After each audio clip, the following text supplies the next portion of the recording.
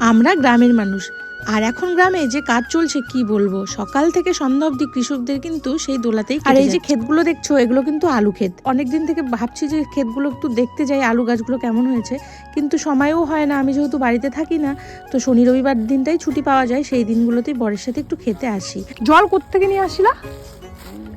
ওই কুয়াটার থেকে। ওই যে বা সূর্যটা কি ভালো লাগছে।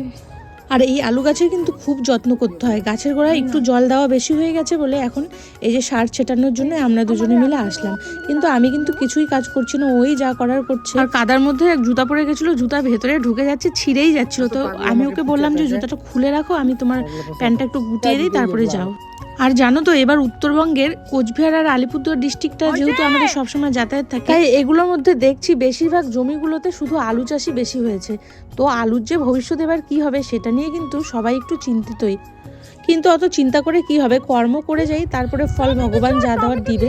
তো আমরা এখন একটা আলু ক্ষেত থেকে বের হয়ে আর একটা আলু খেতে যাচ্ছি। আর এই আলিটা দিয়ে গাড়ি চালানো যে কতটা মুশকিল, আর আমি পিছনে বসে বসে খালি চিল্লাচ্ছিলাম যদি একবার এদিক ওদিক হয়ে যায়, নিচে গাড্ডায় গিয়ে। আর আলির কিনার হয়ে দেখো আর একটা খেতে আমরা চলে আসলাম। সবগুলো ক্ষেত পাশাপাশি থাকলে ভালো হতো। তো এখানে ঘুরে ঘুরে দেখছি যে আলু ক্ষেতগুলোতে বেশি জল হয়েছে না কম হয়েছে, কারণ পরের দিন আবার সার নিয়ে আসতে হবে। আজকে তো আর টাইম হবে না, কারণ এদিকে সন্ধ্যা লেগে গেছে। চলো